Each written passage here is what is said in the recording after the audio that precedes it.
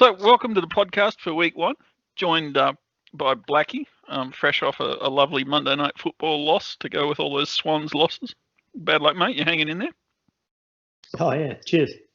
2 4-quarter losses in the space of a week. It was terrific. Pretty outstanding. At least they weren't at Optus Stadium, though. I'll give you that. Brash is also with us tonight. Another member of the panel whose team perhaps didn't play so well. Brash, how you going? Yeah, I'm well. Thank you for bringing that up. It's early days, though. We're not getting carried away. Absolutely. And I gather you actually watched 7 whole games across the course of the game. Wow. The whole game? I watched, I think, 5 games as they played out live, then full replays of 2 others. And I want to watch this I really do want to watch the Jacksonville game in its entirety, not the 40-minute abridged version. But you just want to model your mustache on Minshew, don't you? No, I have a theory. No, I'm more thinking about the other side of the ball. I have a theory, which I already called out in the mussings that have been posted already. I just want to confirm my feeling, which I'll talk about a little bit later tonight. It's not like you to look for evidence to back your opinions. Oh, every good conspiracy theory is based at least 3 or 4% in fact. I'm just trying to understand the mental gymnastic that's going to take for Jaguars defense to prove that COVID doesn't exist. They're a bloody good defense, and have you seen Minshew's mustache? Minshew's mustache proves science just can't exist, really. And we won't talk about my week other than to say that I was right. The Eagles are going to suck this year and suck big time. And Fui, welcome to the show, the only winner. So we might throw to you, so you can bask in all the glory that is Aaron Rodgers. Good evening. Yeah, I would just like to first of all, before we go into any football related topics, I just got a bit of an announcement for you guys and for the entire world really. Some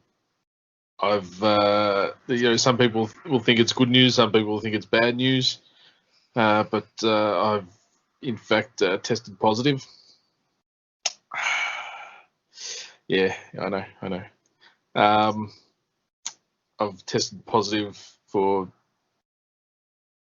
being a fan of an actually decent team, unlike you guys. So I'm really sorry about that.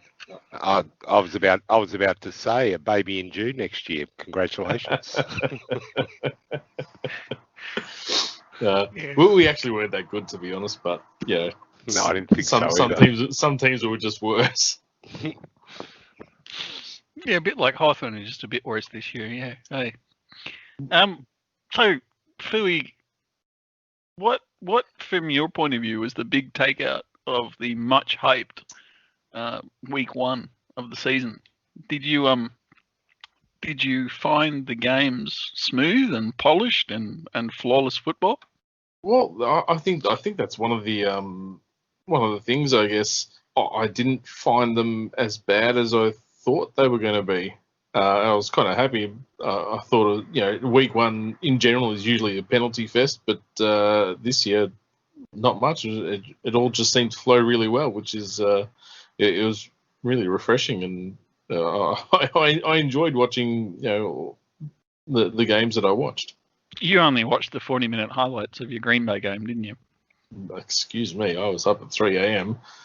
like a real fan.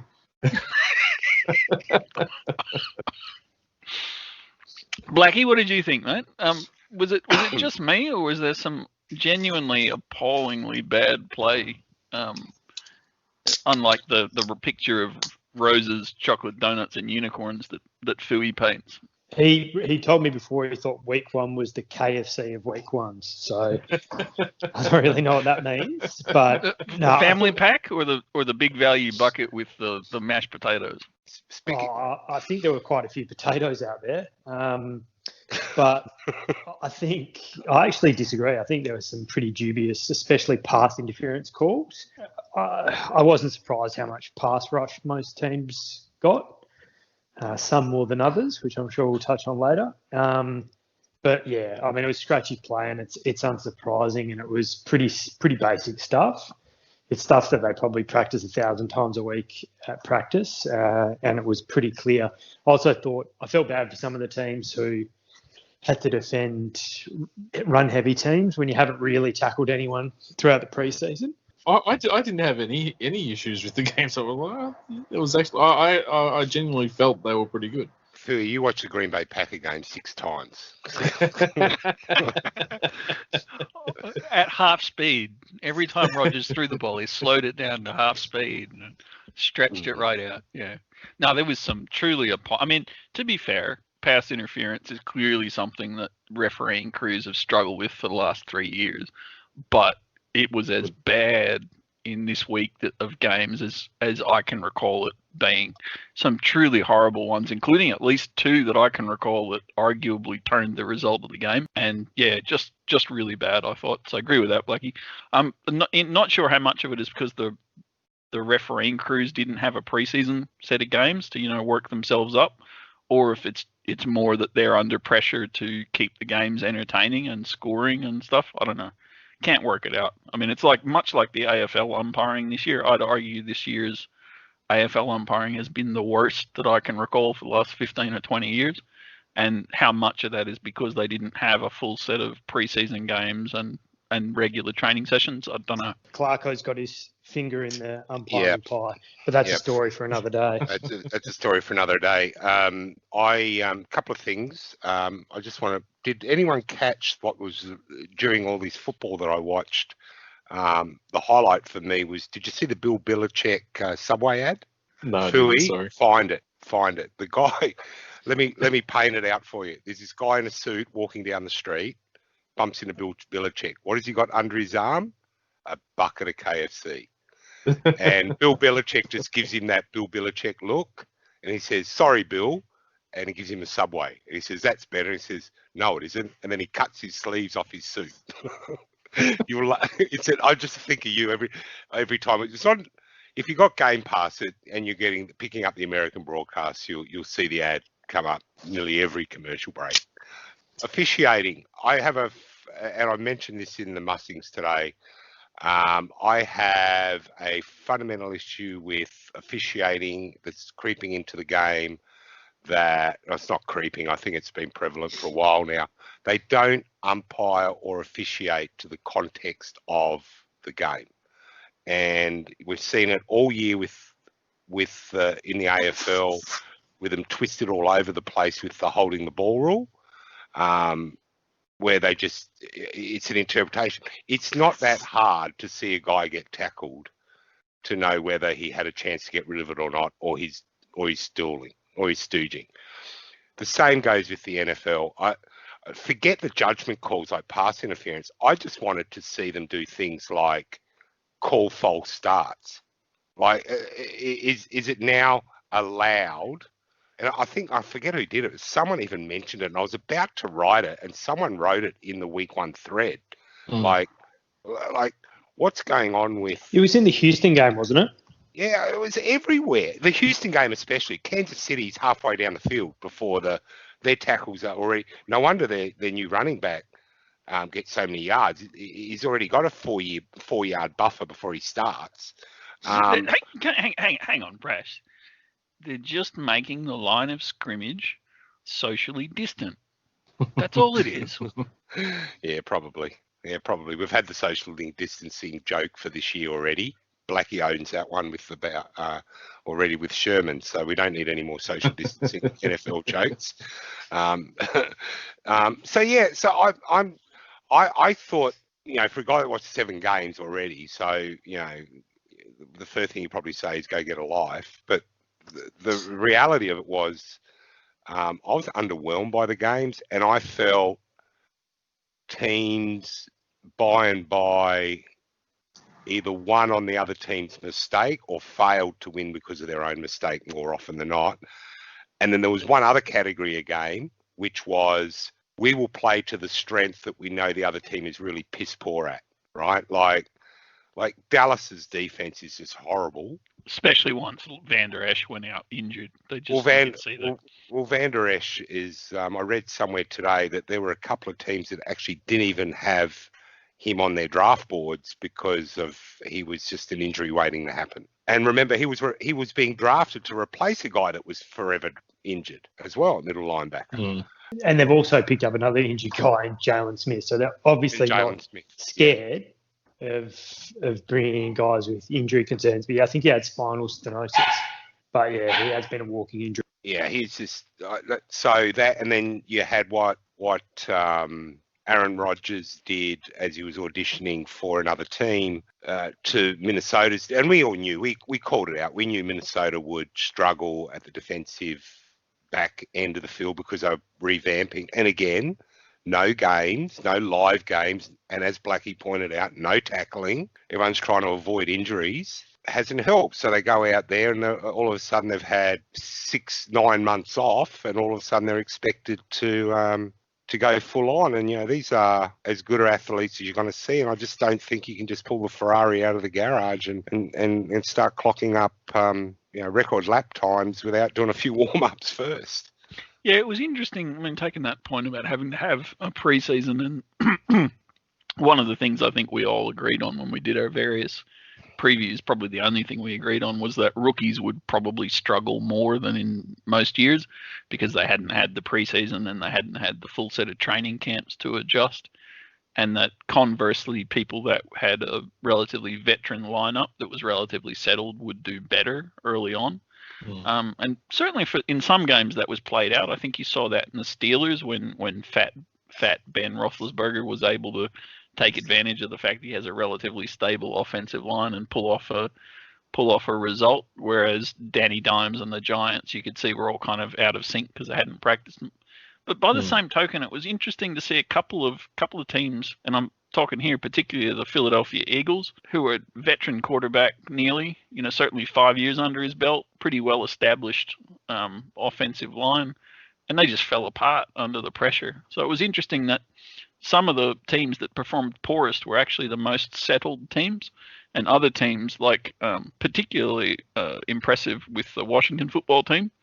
And also Tyrod Taylor, I thought, was relatively impressive in his game. But again, I don't know. Brash made the point before, Fooey, that some of that was more because the other team failed. Did you see a lot of that across the one game you watched and rewatched and rewatched and rewatched? I watched a couple of games at least. Thank you. Particularly with the veteran teams that didn't perform? Is that more because they were playing poorly, or is it because the other teams that they played were really talented? And I mean, for me, the real question mark is Washington, for example, the first place in the NFL least, clearly the only ones with a winning record. Was that just a fluke? Were the Eagles really crap? Or are they actually going to potentially that good a team between Dwayne Haskins and Chase Young and, Ron Rivera is a bloody good coach? I don't know. What's the answer, Philly? I don't think we're really going to get an answer, to be honest. Week one, even at the best times, is always a crapshoot. We know this. But this year in particular, you don't know how individuals and by extension the teams are going to react to the circumstances they've put in. Some are going to react poorly, some are going to react really well, and that's down to the individual and the coaching. So I think we were the new coaches were probably always going to struggle. I guess the fact Rivera obviously probably a more experienced coach, so that probably helped him and his team. Come on, just say it. Wentz's offensive line was crap. Come on, just say it. Oh, that's a gimme. And again, doesn't COVID or no COVID. He was probably, he's not going to make it out of this season alive. There weren't, to me, there weren't too many surprises. Apart from the fact that Aaron Rodgers actually doesn't suck yet. As I said, there weren't too many surprises. The biggest surprise for me was just how poorly the Colts played, which I'm sure Brasher will get into later. And they were probably my disappointment for the week. But yeah, I don't think you could really argue that there were upsets or anything like that. It was just, there were some miscues which caused results to go certain ways. Yeah, nothing really surprised me at all during the week. So Blackie, Fui clearly thinks it was excellent umpiring, really entertaining football, and no surprises. Conversely, I'm sure you expected to lose to the sockless wonder from the Titans. So we won't talk about that game or Vic Fangio's time management skills. What, from your point of view, was the surprising upside of the younger teams like, say, Arizona or Buffalo? Or, while they lost, I thought arguably the Bengals weren't the worst team out there this week. Did the younger guys outperform, especially considering they haven't had a full preseason? Yeah, I think obviously Burrow didn't set the world on fire, but considering it was his first meaningful minutes in the NFL, I think he played really well. They had a chance to tie it up, but the Bengals will do what the Bengals do. I think on the Washington piece, for me, it was pretty simple. It was one of the best position cores in the league going up against one of the worst. I think the Washington D-line is absolutely stacked. Like, I think, people talk about Chase Young. Ryan Kerrigan's obviously had many sacks in his career, which is coming to the end of that now. But I think unheralded guys like, Deron Payne, Allen, but my personal favourite outside of Chase Young is Montez Sweat, and I think he's going to get a lot of one-on-one matchups this year, and I think he's going to perform really well. They're absolutely stacked there, and they just came across one of the worst O-lines going around, double by the fact they haven't had any much meaningful time together on the field. It'd be hard to get any cohesion. I also think without Miles Sanders, who is both a running and receiving threat, it made their defenders less honest. They were able to crowd the line a little bit more, and it just meant they had a long day. I think the Skins offense set the world on fire, but they just did enough on the defensive side to put themselves in a good position. I thought the biggest disappointment for me was the Browns, to be honest. Baker Mayfield looks like he's considerably worse than he was in his first season. Chubb, I don't know what's wrong with him. I think it wouldn't surprise me if Kareem Hunt ended up having a better year than him. I think he's a better receiver. I think Chubb's had some concussion concerns, but, they've got too many heroes on their team, I think. Oh, we're talking Nick Chubb, not Bradley Chubb. Okay, cool. Oh, we can talk Bradley Chubb, but you told me I wasn't allowed to talk Broncos. Just checking, because the Homer fan, the Homer thing is strong there. But I noticed you haven't said how much Drew Lock's regressed yet. But yeah, we'll get there. Oh no, I think you played pretty well. I think the play calling in the second half was no good for the Broncos. Fangio just did some questionable things, but certainly through the scripted portion of the first half, he looked really, really good. I think they put some plays together to get Fant involved, and it baffled me that they didn't have him involved towards the end. I don't really know. Wasn't that amazing? It reminded me so much. It was almost like Andy Reid of the Eagles era had taken over the coaching role. Hey, we've got a really good reception option. He's done wonders in the first half, so we'll just ignore him and we'll run the ball in the second half. And timeouts. That's when I comb my beard. I don't take timeout. Yeah, it's even worse though, because Andy Reid's usually blown his timeouts for the fourth quarter, whereas we ended the game with 2 spare. I don't really understand. Oh, but you had 2 seconds left when you still had 2 timeouts. One every second. Yeah, that's it. Brash, what's your view on Adam Gase putting an injured Le'Veon Bell back out on the field? Oh, look, is that a Chip Kelly-esque type move? There's a lot of things I can't explain in the world, and probably near the top of that would be what goes through Adam Gase's head. I have no idea. He's now out. He's now out. Yeah, and he's out for 4 to 6 weeks minimum. Yeah, I have no idea either. Either he didn't get what I can't speak for is I can't believe he would do it unless he was acting on medical advice somewhere else, and we don't know what he got told one way or the other. He came out this morning and he said he didn't get a medical report, and he didn't talk to the trainers, and he didn't talk to the doctors. He only talked to Le'Veon, and Le'Veon said he was right to go, so he put him back out there. And that probably, but that, to be fair, probably happens 100 times every weekend. Yeah, I know we're not allowed to talk about our own teams, but you see the hospital pass that Garoppolo threw to Kittle just before half-time. I thought Buddha Baker broke his knee in half, right? I thought that's all I need today. Yeah. That was Mate, Garoppolo that's- saying, "You didn't give me enough of your money, Kittle." Can Brad, you- that was the throw of a top 3 BFFL pick. That's right. That's right. And the worst thing is, all I could think about was, fuck, he's worth no trade value to the Giblets at all now. So, By the way, how'd you go in that Super Drafters? Look, it's early. The long season. No pre-season. We're still installing our offensive game plan. We'll be fine. Okay. I think the only other thing I wanted to... Have you replaced your kicker yet, by the way? Because you know he's a No, free agent. he got picked up. He's He's good to go. the Bengals, mate. Stick with the program, right? We're good to go. We've got guys that'll be fine. We'll be right. We only have to get into the playoffs. Yeah, exactly. The 5-year plan. You know, you only play Philly once, yeah. No, Well, that's we not part got of you. it. We got you this week, actually. The winner against the loser. Yeah, and fucking Garoppolo will probably throw for 13 touchdowns against the Jets just to make my day. It probably would make your day. The only other thing I wanted to shine a light on, speaking about rookies, was Isaiah Simmons, who I think is going to be a Jet. They moved him around the field from linebacker to safety, but they also played him, I think, at nickel corner. Yes. And he gave up like 200 yards and 2 TDs or something crazy like that. Yeah. And for Vance Joseph, with no preseason, to move him around like that was one of the most boneheaded things I saw all week. Nearly cost him the game. Absolutely. Yeah. Absolutely. He cost them both 49er touchdowns, including a 75-yard slant that went to the house. Why you just don't let a guy read and react of his talent and ability was beyond me. I just couldn't believe what he was doing with him.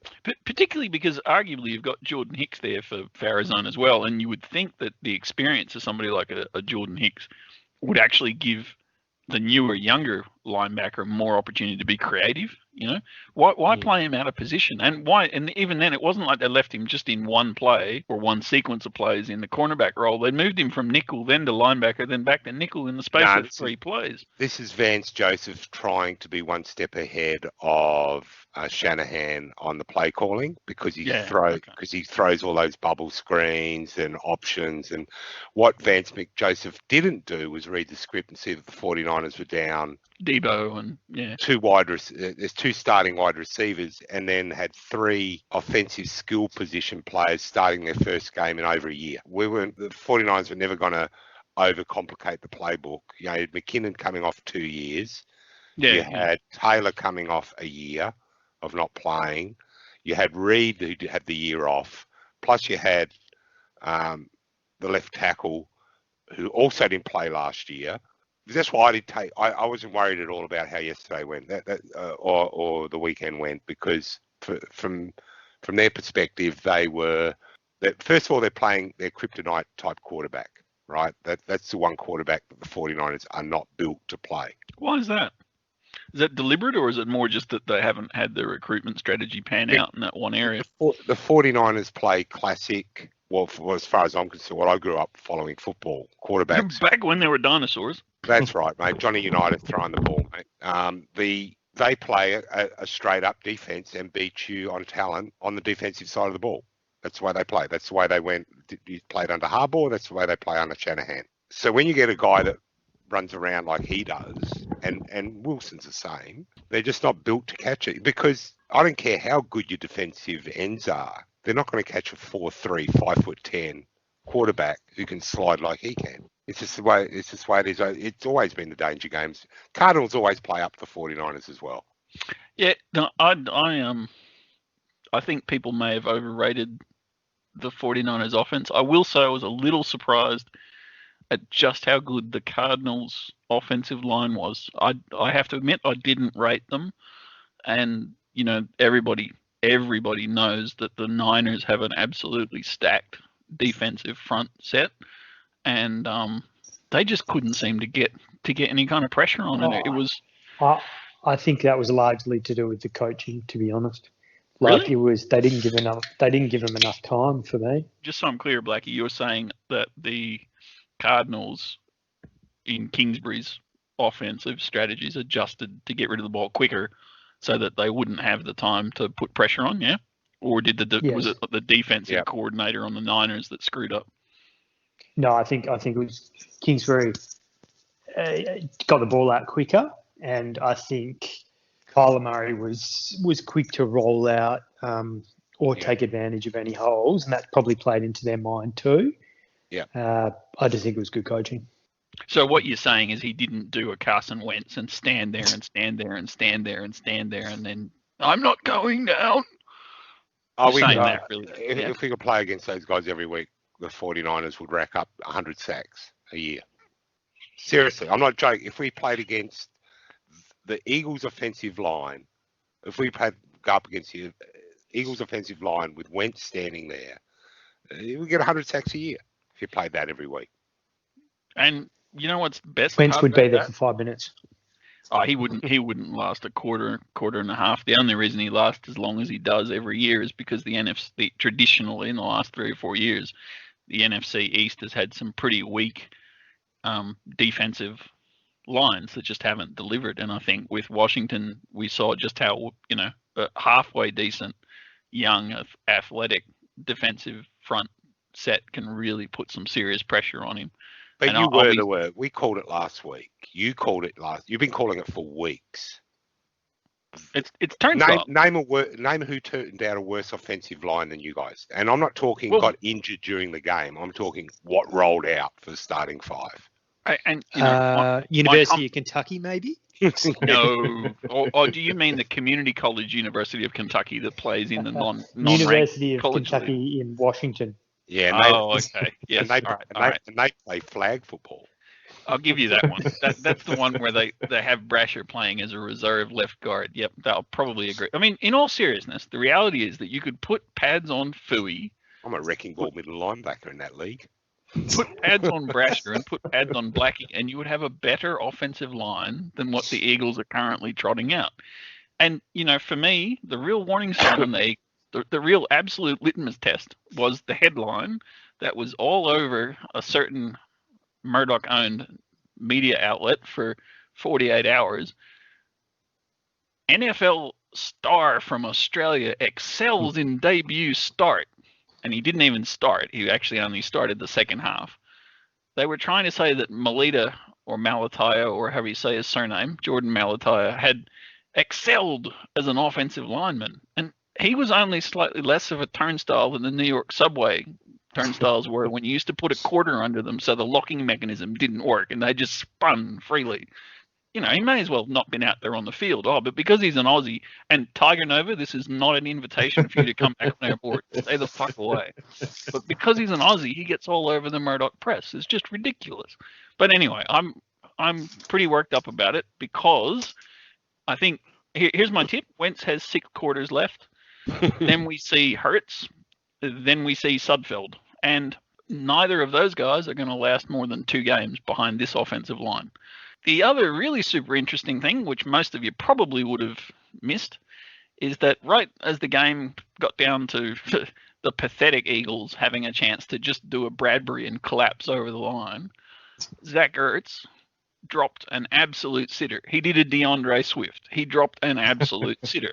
And that's prompted, in my view, because Mr. Ertz has seen Kittle get paid. He's seen Kelsey get paid. He's seen Mark Andrews get paid. And he's bloody seen, what was the name? Was it Hayden Hurst was the one that, So there's been 4 tight ends. Absolutely. There's at least 4 or 5 guys that have been signed. And the Eagles are sitting there going, you got 2 years left in your contract, fuck off. Well, they've got Dallas Goedert, so why would they? Dallas Goedert looks sensational. Yeah. Dallas Goedert looks absolutely sensational when Ertz is there. Last year, when Ertz was out for 3 games, Goddard didn't catch a pass. He can't cope with double coverage. He doesn't run block, and he's a really shithouse tight end, except when he's in one-on-one deep coverage. He's very good at that. Everything else he's shit at. And so we're not just going to have a quarterback controversy in Philadelphia. We're going to have a tight end controversy. And the one genuinely decent player we have in Zach Ertz is going to be looking for a trade, just like Allen Robinson's looking for one. So, hang on. Sorry, how bad are your wide receivers that Dallas Goedert's getting double teamed? Mate, you haven't had to live through the sheer hell of us for the last 3 years. Alshon Jeffrey, the year after the Super Bowl, we had nobody. To be fair, it was a combination of injuries. And then we signed Deshaun Jackson, and he got injured after 2 games or a game and a half. Oh, what a surprise. We drafted Hurts instead of Denzel Mims. I think, injuries aside, because they're difficult to predict unless you GG, Jalen Reagor should make life a lot easier for Goddard. But for By Reagor stretching the field. and for Deshaun Jackson to work, because they're both deep, and I totally get what you're saying in terms of their deep threats. Particularly Deshaun Jackson still has, when he's fit, he has, top 5 speed and unique deep threat receiving abilities. But guess what? To throw the ball deep, you have to be able to stand in the pocket or run to space for at least 1 or 2 seconds. And when you have a bunch of offensive lines that are turnstiles and a quarterback and he did it twice in the key third quarter, and God, it shits me. He turns his back on the defense and runs and then tries to plant his feet and throw. You can't, if you're going to roll out of the pocket, you keep your eyes on the freaking defense. Anyway, I'm done. I'm going to edit all that out because I'm over it. But I told you so. The Eagles are going to be a freaking dumpster fire by week 4. And by week 6, we're going to have a quarterback controversy, a coaching controversy, a tight end controversy, and probably have Brasher lining up at left guard. So, anyway. Yeah, no problem. Well, you do have the 49ers in week 4, so I don't think there'll be a quarterback controversy after that.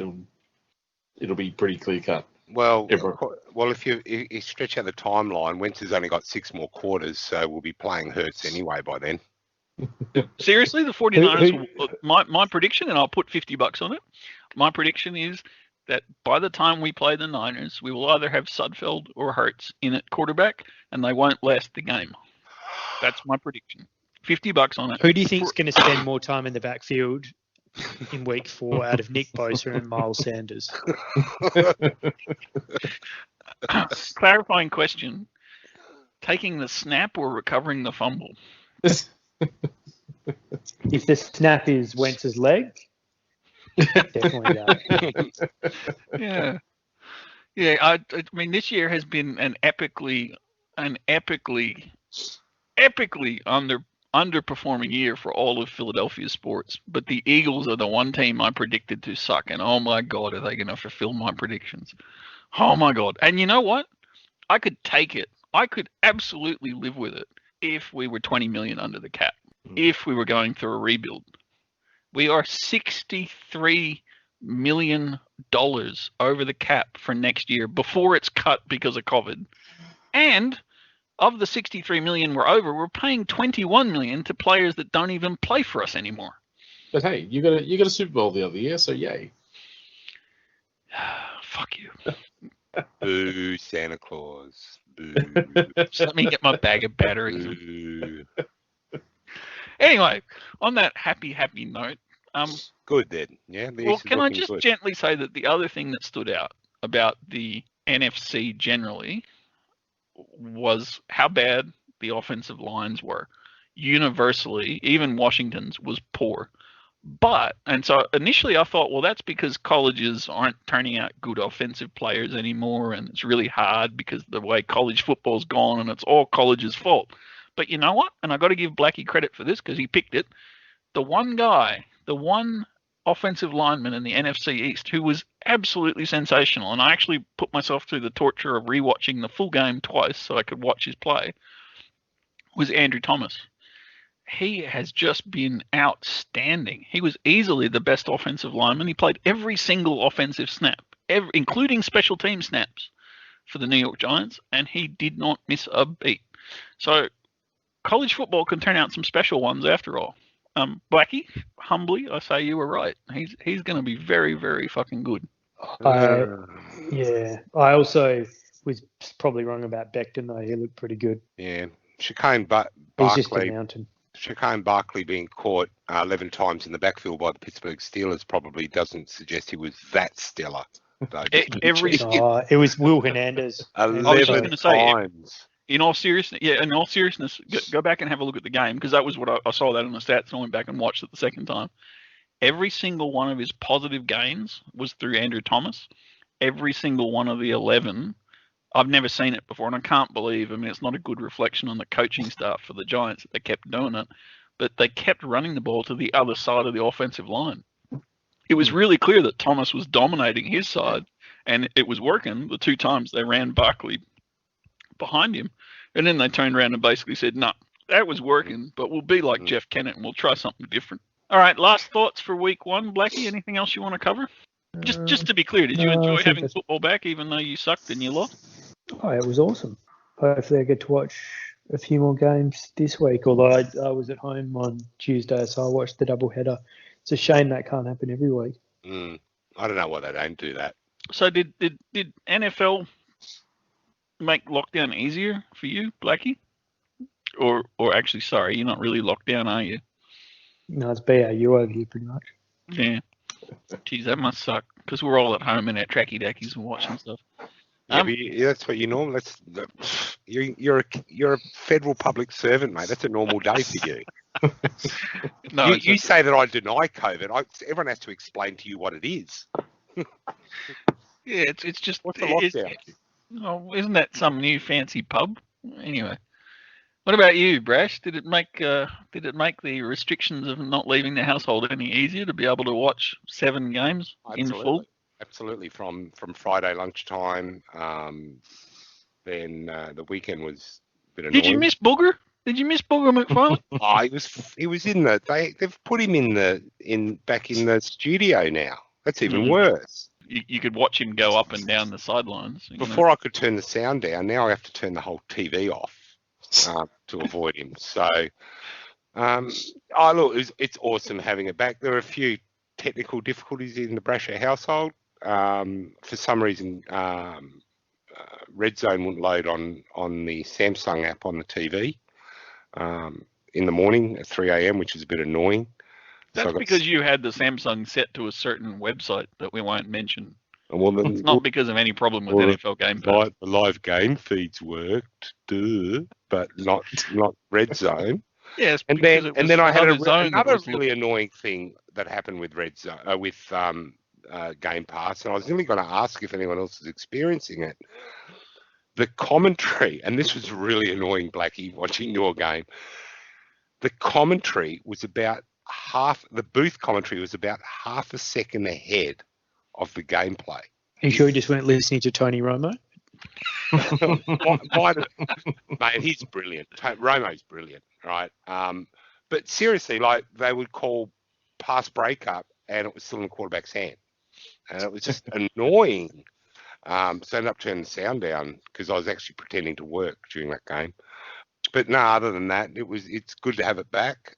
Can't wait for Friday for the Battle of Ohio. Yeah. What a blockbuster. Which kicker will last the game before they're designated for free agency? Who will be watching it, though? His boys there, mate. Burrows will be all over him. Did you notice how he hasn't given Burrows a rap at all? He's just been real quiet. It's just been Aaron Rodgers, Aaron Rodgers, Aaron Rodgers, Aaron Rodgers, Aaron Rodgers. I am working this Friday, so I'm going to have to delay my Burrow love for a little bit at least. Did you just say Burrow love live on a recorded? Yeah, Burrow love. He'll get the he'll get the candles out, the red bottle of wine, watch the replay Friday night. I thought he was listing his 2 favourite quarterbacks from the draft. I'm just trying to work out which dish at KFC he's talking about. It's really good because now we've got social. I'm on mute. We've got social bubbles now, Fooey. So you can just tell the authorities that you got Joe Burrows around. Joe Burrows is your social partner. Ooh, yes. Also, I may have missed this if it was around previously, but was the Sunday in 40 feature, is that a new thing on Game Pass, or has that been around for years? The what, sorry? Well, if you happen to log on to Game Pass on Tuesday morning our time before the Monday Night Football games started, on the default screen it had Sunday in 40, which I've never come across before. And it was the highlights of every game played on Sunday in 3 minutes, but all stretched together in a single Game Pass I haven't seen that before. Yeah, just keep an eye out for it. It seemed to have disappeared by the end of the Monday night football games, but I just thought it was an interesting way because, obviously for a number of years now, you've been able to watch each game in 40 minutes or choose to watch the highlights of the individual game, but you couldn't just push one button and watch the highlights of every game from that week. And I just thought, it was an interesting, I found it really, really, really different. Anyway, anything else, Fui, apart from the fact that you want to gloat about Aaron Rodgers? He was pretty good. A lot of people have been writing him off over the last few months. Why have you said nothing about how shit the opposition was that you played? I said that to begin with. Yeah, okay. I didn't hear that. I must have been selectively listening. I said it at the time. Look, I was 100% confident going in because of the fact that Hunter was out and they weren't going to have a pass rush. They had young corners. This game was made for Rodgers to play well. Yeah. So Shuttlesworth shouldn't feel too bad. Oh, yeah. No. Look, I wouldn't be stressed if I was a Vikings fan. Yeah, they had no chance. And to come up against Rodgers in the first game after being written off all summer long is probably, bad luck for them. I enjoyed it, but still bad luck for them, I guess. But no, in terms of his arm and obviously his decision making is always good. Yeah, look, he was almost perfect. Yeah, no, I was really happy with the way he played. Probably better than any game he played last year. But when I think I only saw him get put on his ass once for the whole game. Other than that, he wasn't touched. Yeah, look, it's really a hard game to gauge where the offense is at. So yeah, look, I'm happy, but yeah, I'm ready for next week, and hopefully we'll be able to work out how good we are. Or not.